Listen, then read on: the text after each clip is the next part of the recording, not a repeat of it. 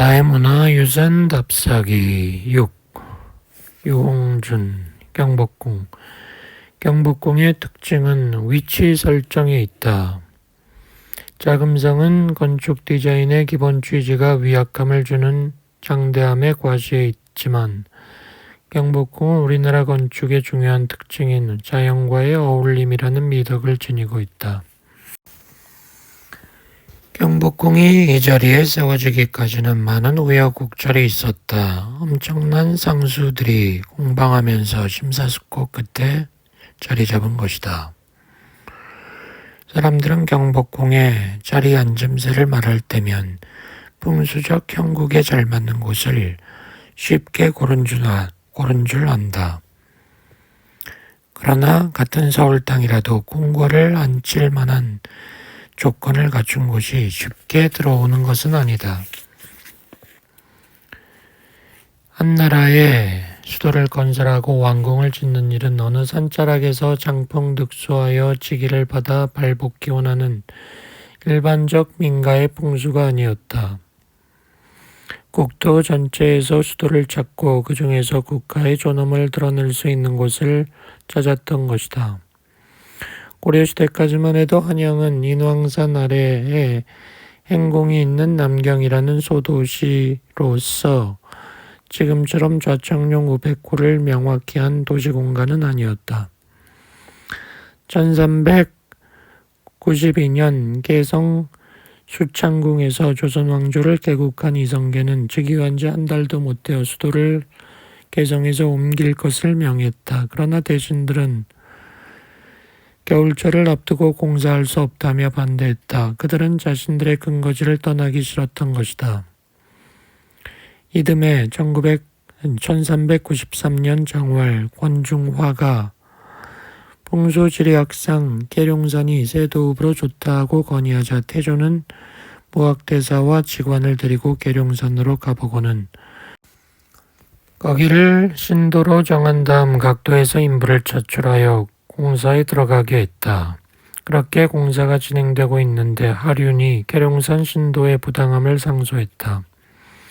하륜은 국토의 전체적 형국을 논하고 송나라 호순신의 지리서까지 인용하며 반대했다. 이에 태조는 공사를 중지시키고 권중화와 정도전을 불러 하륜이 제기한 문제를 검토하게 했다. 이성계는 대신의 말을 잘 듣는 편이었다. 계룡산을 건의했던 권중화도 하륜의 이의 제기를 받아들였다. 다시 원점에서 새 후보지를 물색했다. 이때 공사하다 만 조석들은 오늘날 육군본부가 있는 계룡대 안쪽에 있다. 이후 신도 후보지 여러 곳이 제기되었다. 하륜은 무악산, 안산을 등해진 신촌 일대를 주장했다. 그러나 조준과 권중화는 반대했다. 무학대사는 지금의 서울 자리를 지목했다. 이에 태조는 제위 3년 1394년 8월 무학대사를 데리고 내려가 지금의 노상동 자리인 옛 고려 왕조의 행궁에 머물면서 무학산, 북악산의 현장을 시찰한 다음 지금의 경복궁 자리로 천도할 것을 명했다. 이때 도평의사에서 작성한 문서에는 서울의 장점이 다음과 같이 적혀 있다. 안팎 산하의 형세가 빼어나고 사방의 길이 고르고 배와 수레가 통하니 이곳에 도읍을 정하고 후세에 영구토록 전승하여 천인의 뜻에 합하리라. 태조는 정도전을 한양에 파견하여 도시 전체 설계를 맡겼다. 그리고 9월에는 신도 궁궐 조성 도감을 설치하고 도감에 청성백 심덕부를 임명했다. 정도전은 권중화와 협력하여 종묘사직, 궁궐, 도로, 시장 등 전체 도시계획을 작성하고 12월에 종묘의 터닦기를 시작으로 공사에 들어갔다. 이리하여 신도읍에 궁궐을 짓는 역사가 시작되었는데 이 공사가 불과 10개월 뒤에 완료됐다. 태조 3년 9월에 시작된 정도전의 마스터 플랜은 3개월 만에 완성됐고 12월 4일에 개토제를 지낸 공사는 이듬해 9월 29일에 준공을 보았다. 인부는 경기 좌도에서 4,500, 경기 우도에서 5,000, 충청도에서 5,500을 증발하여 농한기 1, 2월과 공사 막바지인 8, 9월에만 동원하였고 그 외 공사 기간에 필요한 인력은 전국의 승려를 동원하여 충당하였다. 설계기간 3개월, 시공기간 10개월, 동원인부 1만 5천이었다. 태조실록 4년 9월 29일 조에는 막 창건된 신궁의 각 건물 규모를 설명했는데 연침 7칸, 정전 5칸 등 390칸이라고 했다. 경복궁의 마스터 플랜을 세울 때 무학대사는 인왕산을 등에 진 동향궁을 주장했으나 결국은 정도전의 의지대로 남향궁으로 지어지게 되었다. 이때 무학대사가 북악산을 주산으로 한 남향궁을 지을 경우 일어날 풍수적 예언과 경고를 남긴 것이 전해진다. 무학 가로되 영천 무학 제고개에는 삼천선사가 수도할 것이라고 했는데 거기엔 일제강점기에 3,000명을 수용하는 서대문 형무소가 생겼고 낙산 아래에서 인재가 쏟아져 나온다고 했는데 나중에 서울대학교가 자리 잡았고 서쪽은 인왕산이 너무 강하여 군부가 장악하게 된다고 했는데 5.16 쿠데타가 일어났고 동쪽 낙산은 너무 약함을 걱정했는데 임진왜란 한국전쟁 때 적군이 동대문으로 입성했고 남쪽에서 한양을 내려다보는 관악산은 병호가 낭맥한 것이기 때문에 경상도 정권이 생긴다고 했다는 것이다.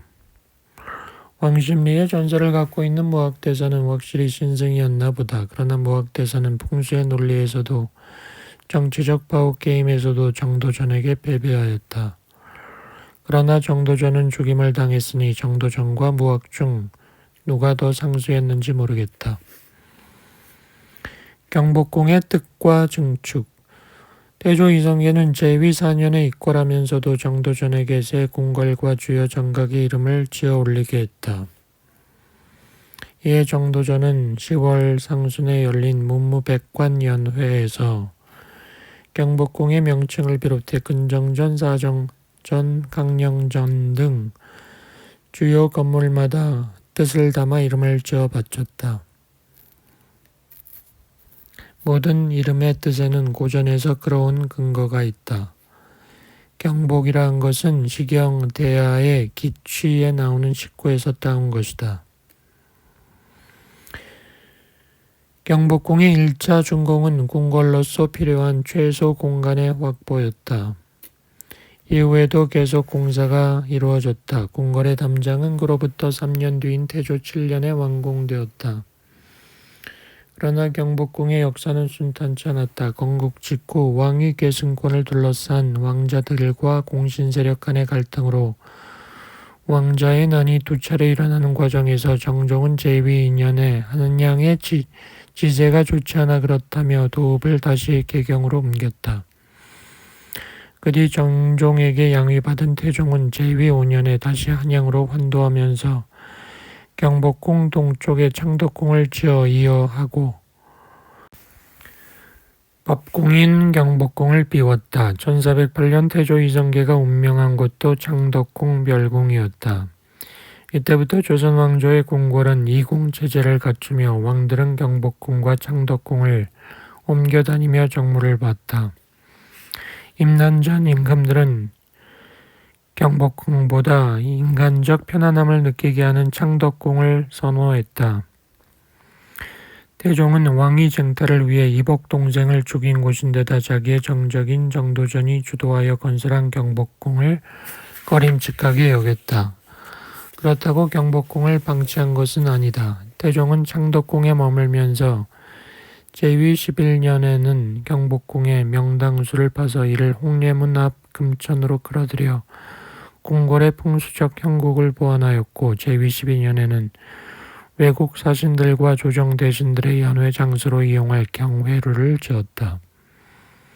경복궁이 조선 왕조의 법공다운 모습을 완벽하게 갖추게 된 것은 세종대이다. 인생 도처 유상수 2004년 9월 내가 문화재 청장으로 부임할 당시 경복궁 관리소장은 정년을 앞둔 박연근 씨였다. 나는 물었다. 경복궁은 언제가 가장 아름답습니까? 그는 대답했다. 비오는 날 꼭 근정전으로 와 박석마당을 보십시오. 특히 갑자기 비가 억수같이 쏟아지는 날 여기 와보면 빗물이 박석 이음새를 따라 제기를 찾아가는 그 동선이 매우 아름답습니다.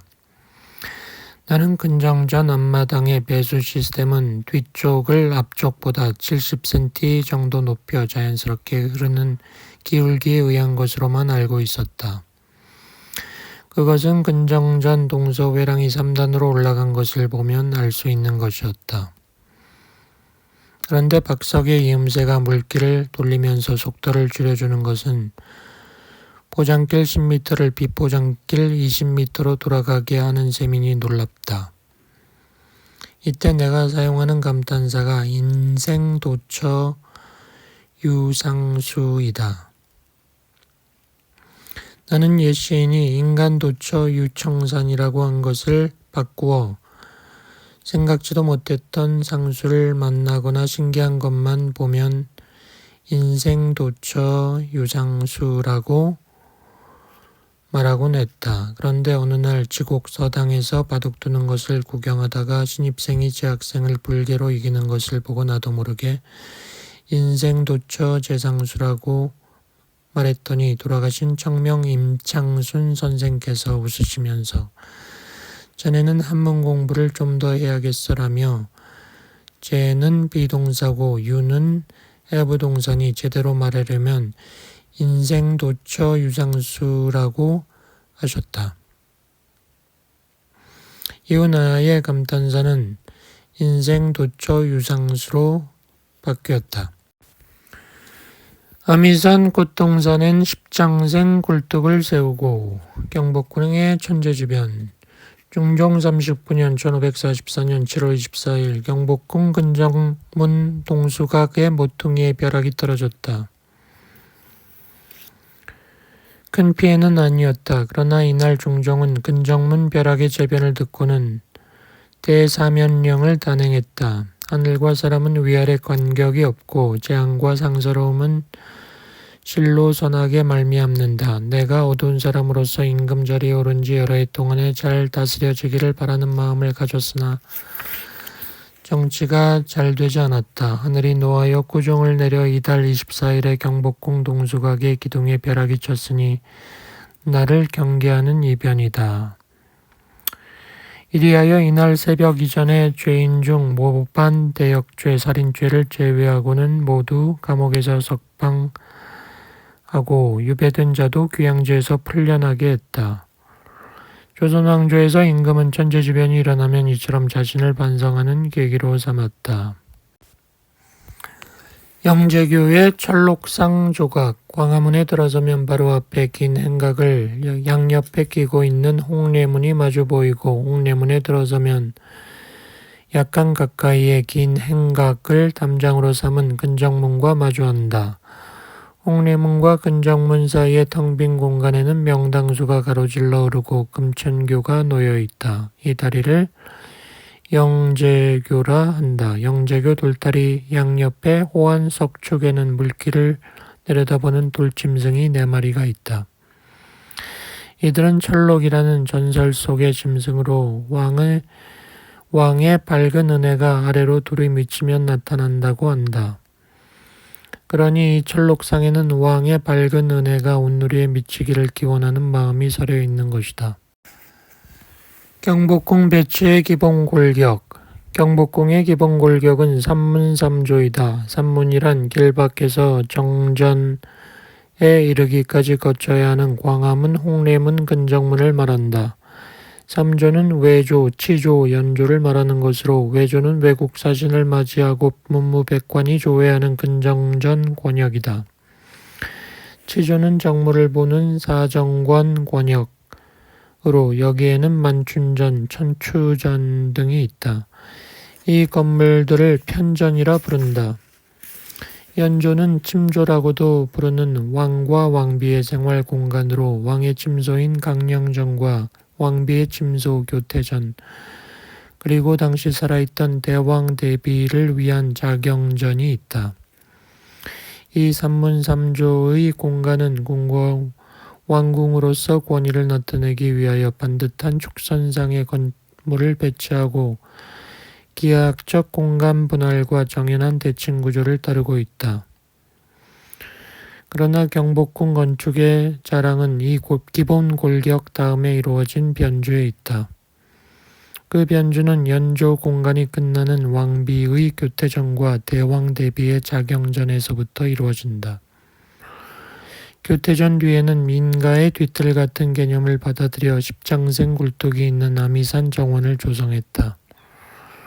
그리고 자경전과 교태전 담장은 여성 공간의 성격을 살려 꽃담장으로 장식했다.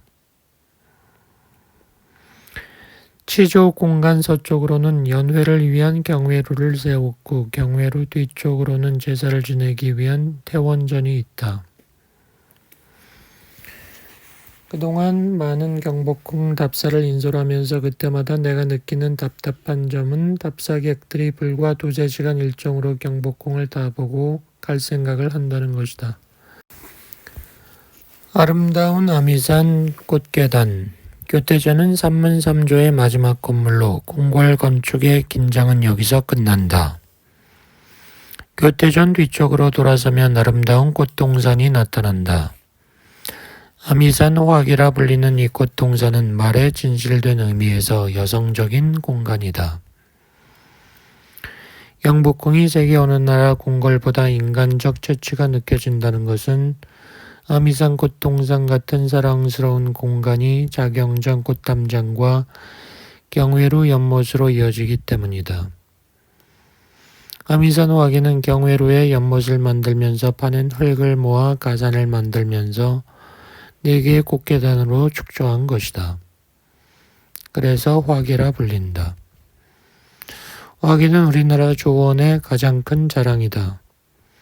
장덕궁 대조전의 화계, 낙선제의 화계, 담양소세원의 화계 등 화계 자체가 조원의 핵심이 된 곳이 많다. 우리나라 집이 대개 산자락을 등지고 위치하기 때문에 건물 뒤쪽은 빗달로 남게 되는 것을 화계로 만들어 사태도 막고 꽃밭을 가꿀 수 있게 하면서 발전한 것이다. 비탈을 계단식으로 쌓으면서 뒷공간을 넓게 열어놓는 효과가 있었던 것이다.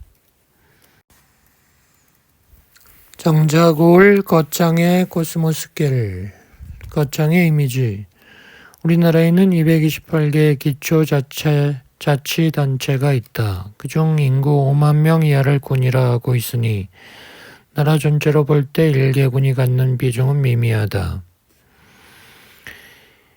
이는 인구를 기준으로 나눈 분류일 뿐 국토의 면적과 연륜을 염두에 둔다면 대한민국은 이 86개의 군이 있어 비로소 대한민국이라 할 수 있다. 어느 군을 가든 그 고장만의 자랑이 있다. 어느 날 무주구천동에서 워크숍을 마치고 댁으로 돌아가는데 올 때에 김천으로 해서 경부고속도로로 가는 길을 버리고 거창을 통해 88고속도로로 가는 37번 국도를 택했다. 돌아갈 때는 새 길로 간다는 답사의 기본 방침이기도 했지만 아직껏 거창 땅은 가지 못했기 때문에 일어난 호기심이기도 했다. 고갯마루를 내려오자 길가에 작은 휴게소가 보여 들렸는데 손님은 없고 아가씨가 난로가에서 지키고 있었다. 여기가 거창인가요? 예, 여기는 경상남도 거창이고 고개 넘어가 전라북도 무주고 오른쪽으로 가면 경상북도 김천입니다. 거창은 처음이신가요? 예, 지나간 것은 여러 번이지만 처음입니다. 거창에 대해 아는 것이 있으세요? 양민학살로 유명하죠. 6.25 때 신원면 사건 말이군요. 다른 유명한 것도 많이 있습니다. 잘 모른다고 했거나 거창 사과가 유명하죠라고 했으면 좋았을 텐데. 나는 속으로 다짐했다. 내가 거창에 대해 글을 쓸 기회가 생기면 그때의 미안함을 글로 갚겠다고. 거창은 경북 경남의 북쪽 끝 소백산맥 줄기에 남덕유산을 등지고 동쪽으로는 가야산, 서쪽으로는 지리산, 남쪽으로는 황매산이 둘러싼 내륙산간 고을이다. 전북 무주 장수군, 경북 성주군 김천시, 경남 산청 함양 합천군이 만나는 곳이다. 3도 7군이 만나는 지점이며 세 개의 국립공원을 곁에 두고 있다는 사실만으로 능히 짐작이 가는 산중의 분지이다. 지금은 88 고속도로가 앞을 가로질러 달리고 대전 통영간 고속도로가 곁을 지나기 때문에 교통이 편리하지만 옛날에는 가기가 어려웠다. 오늘날 거창이 내세울 수 있는 자랑스러운 문화유산을 말하라고 한다면 나는 계곡가의 정자들이라 대답할 것이다. 거창 초입에서 거창 장시의 건계정이라는 아름다운 정자를 만난 것은 예고편에 불과하다. 수승대의 내력. 수승대는 덕유산이 두 갈래로 뻗어내린 동남쪽의 영취산과 서남쪽의 급원산에서 흘러나온 계곡물이 합류하여 큰 계류를 이루는 원악동 계곡에 있다. 흰빛을 띠는 화강암 반석 위로 냇물이 굽이치며 흘러내리고 주위는 속림으로 우겨져 있다. 넓게 트인 계곡 한가운데에는 거북 모양의 거대한 바위가 있어 아름다움을 느끼게 한다.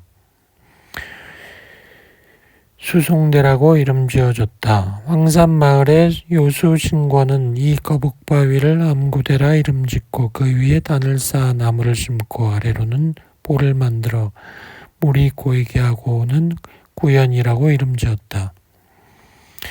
중종 35년부터 정자를 짓고 제자를 가르쳤는데 그 이름은 구연제라고 지어졌다. 1543년 퇴계는 안의 영송마을에 사는 장인을 뵈러와 설을 쇠었다. 퇴계는 그 기회에 수송대를 찾아가 보고 싶어 하면서 동천의 천석은 빼어난데 이름이 아름답지 못하다며 수승대라고 바꾸는 것이 좋겠다고 했더니 모두들 동의했다고 한다. 유서 깊은 명승지인 수승대는 한동안 잊혀져 찾아오는 사람의 발길이 뜸해졌다. 구연서원, 관수루, 요수정 건물들이 낡고 퇴락하여 을신연스럽기도 했다. 그러한 수승대가 바뀌는 것은 1986년 8월에 국민관광휴양지로 되어 개발이 이루어지면서이다. 이때부터 수승대는 상처를 받게 되었다. 사실 국민관광휴양지로 지정된 전국의 명승지들은 그때 다 망가졌다. 거창 양민 악살의 심할. 1950년 6월 25일 발발한 전쟁 당시 유엔군의 인천 상륙 작전이 시작되자 인민군은 퇴각했다. 이때 낙동강 전선까지 있던 인민군 중에는 후퇴하지 못하고 산속으로 들어간 병력이 많았다. 이들은 전쟁 발발 전인 1948년 10월 여순 반란 사건 이후 지리산 일대에 숨어들었던 발치산과 압세의 게릴라전을 벌였다. 상황이 이러하자 국군은 발치산 토벌을 전담하는 제11사단을 창설해 남원에 사령부를 두었다. 그러나 발치산 세력이 만만치 않았다. 1950년 11월 중공군이 개입하면서 발치산의 게릴라전은 적극성을 띠었다.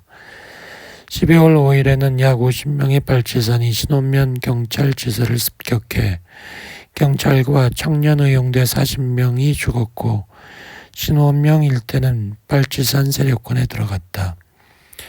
그러자 1951년 2월 국군은 대대적 발치산 소탕 작전에 들어갔다. 작전 이름은 견벽청야. 이는 손자병법에 나오는 전술로 성을 견고히 지키기 위해서는 적이 이용할 수 있는 물적 인적 자원을 없앤다는 뜻이다.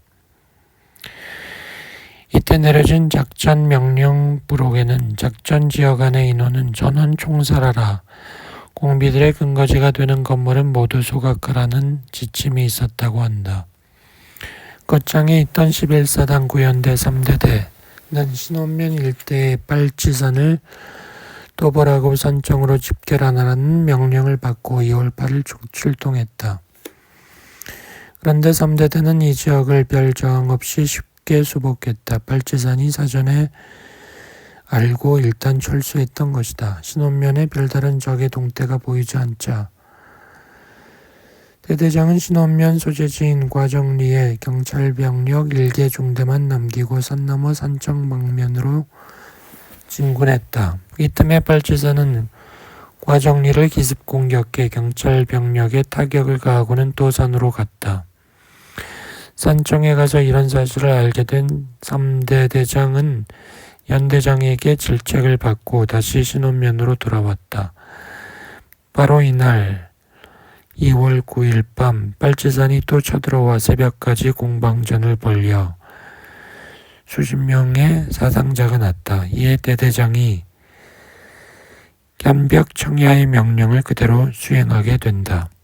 날이 밝자 통비분자를 색출한다면서 과정리, 중유리, 와룡리, 대연리 주민을 모조리 과정리 신원초등학교로 집결시켰다. 그리고 와룡리 주민 100여 명을 직결지로 데려오는 도중 탄량굴에 몰아넣고 집단 사살했다. 덕산리 청년마을에서도 70명을 학살했다. 학교에 모인 사람들은 교실 4개와 복도에 꽉 차 있었다. 이튿날 날이 밝자 군인, 경찰, 공무원, 가족만 가려낸 다음 모두 박산골로 끌고 가 무차별 사격하고 죽은 시체 위에 솔가지를 덮고 휘발유를 뿌린 다음 불을 질렀다. 마을 집도 모두 불질렀다. 총 814가구에 1583채가 불탔고 719명이 죽었다. 대부분 노약자와 부녀자였다. 1951년 2월 11일 신원면의 하루는 그렇게 지나갔다. 군인들은 이 사실을 은폐하기 위해 외부 왕래를 끊었다. 그러나 하늘 아래 비밀은 없다. 탄량골 학살 때 문홍한 씨는 군경 가족이라고 속이고 탈주하는 도중 만삭인 아내가 산통을 시작해 신음하는 아내를 돌보고 있었는데 이를 본 충청도 말시의 앳된 군인의 눈짓으로 교장사택으로 옮겨 그 와중에 아들을 낳고 죽음을 면하게 되었다. 그때 태어난 아들이 진상규명위원회 일을 맡아본 문명주 씨다. 신원면 양민학살은 입에서 입으로 전해져 결국 1951년 3월 29일 거창 출신 국회의원 신중목 씨가 국회에서 폭로했고 국회와 정부의 조사단이 꾸려졌다. 진상조사단은 4월 7일 현지조사를 나가기로 돼 있었다. 그러나 당시 경남 계엄사령부 민사부장이던 김종원 대령은 국군 1개 소대를 빨치산으로 가장하여 신원면 입구에 매복시켜두고 총을 쏘게 하여 조사단은 현재 들어가지 못했다. 그러나 이 위장 총격마저 들통나면서 정부는 더욱 궁지에 몰렸다. 이승만은 4월 24일 거창 사건에 대한 담화문을 직접 발표하며 공비와 협력한 187명을 군법회의에 넘겨 처형한 사건이라고 거짓 해명했다. 그러나 워싱턴 포스트를 비롯한 외국 언론들이 이 사실을 보도하면서 국제적 비난이 쏟아졌다. 이에 정부는 사건 발생 5개월 만에 진상조사를 다시 하고 학살 혐의자를 군법회의에 붙여 연대장 오익경에게 무기징역, 대대장 한동석에게 징역 10년, 경남 계엄사령부 민사부장 김종훈에게 징역 3년을 선고했다. 사건은 종결됐다. 그러나 이들은 1년 뒤 모두 특사로 풀려나 현역으로 복귀했고 경찰 간부로 기용됐다. 학살 피해자나 유가족에게는 어떤 조치도 없었다. 한국전쟁이 끝난 이듬해인 1954년 신원면 주민은 박산골에 방치돼 있던 학살 현장의 유골을 수습했다. 자유당 정권 하에서 거창 학살 사건은 공비와 내통한 불온분자들을 숙청한 사건으로 인식돼 왔다. 1960년 5월 11일 박산 합동 묘역 석물 운반 작업 중에는 참았던 분노가 폭발한 주민들이 면장을 살해하는 또 다른 비극이 생겼다.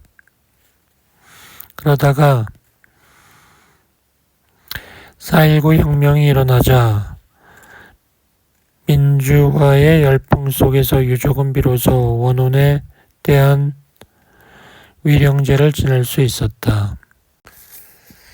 1960년 11월 18일 박산 뒤 야산에는 남자 합동지묘 109구, 여자 합동지묘 183구 두 개의 봉분을 만들고 아이들 유골 235구는 봉분 없이 소아 합동지지라고 표지해 두었다. 나라에서 40만 원을 지원해 묘소 앞에는 노산 이은상이 쓴 위령비를 세웠다. 그러나 이듬해 5.16 쿠데타가 일어난 지 3일 만인 5월 18일 유족회는 반국가 단체로 지목돼 간부 17명이 투옥됐다.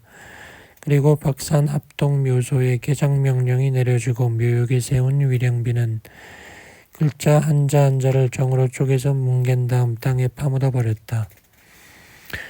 그리고 또 26년이 지났다. 1987년 민주화 열풍이 일어나자 유족회는 땅속에 묻혀있던 파괴된 위령비를 꺼내 비석 받침대 위에 걸쳐 놓았다. 그리고 정부를 향해 공식적으로 사과하고 이 위령비를 다시 똑바로 세우라고 요구했다. 포크레인 한 대면 10분도 안 걸려 세울 수 있는 일이건만. 비석은 언제나 그렇게 누워있다. 묘소 옆에 있는 허름한 게시판을 세우고 사건의 진상을 알리는 각종 자료를 대자보식으로 붙여놓았다. 그리고 명예회복을 호소하는 플래카드를 2004년 추모공원이 생길 때까지 길가에 걸어놓으며 피눈물로 호소했다. 거창 학살 사건 희생자에 대한 명예회복은 1988년 13대 국회 때 김동영 의원 발의를 비롯해 여러 번 제출됐으나 보류되다가 마침내 1996년 거창 사건 등 관련자의 명예회복에 관한 특별조치법이 제정됐다. 이로써 사건 발생 45년 만에 희생자들은 공비와 내통한 자가 아니라 선량한 국민으로 억울하게 희생됐음을 인정받게 된 것이다. 박산의 학살 현장 건너편 산에는 1998년에 거대한 추모공원이 착공돼 2004년에 완공됐다. 약 5만 평의 거대하다 못해 으리으리한 규모의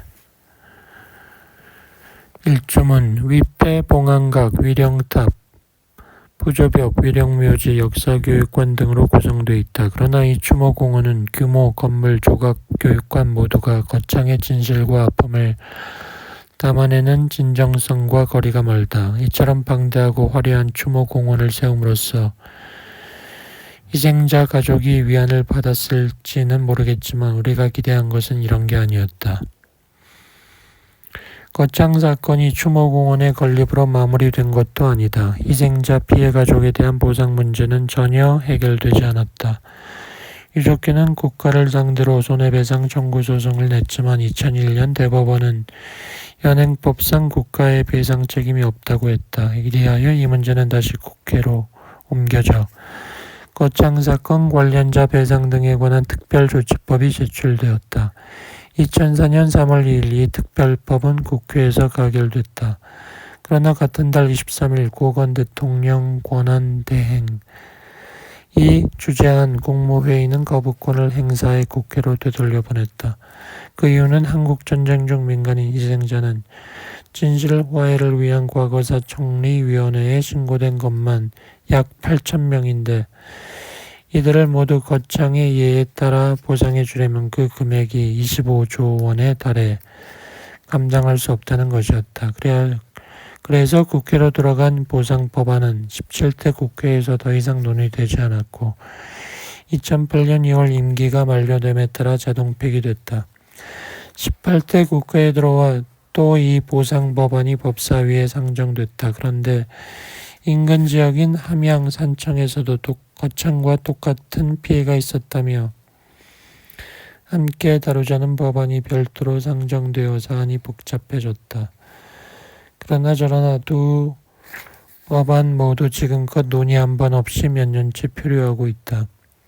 지난번 답사 때 나는 추모공원으로 내려가지 않고 합동묘역의 깨진 위령비 앞에서 함께한 답사객과 묵념을 올렸다.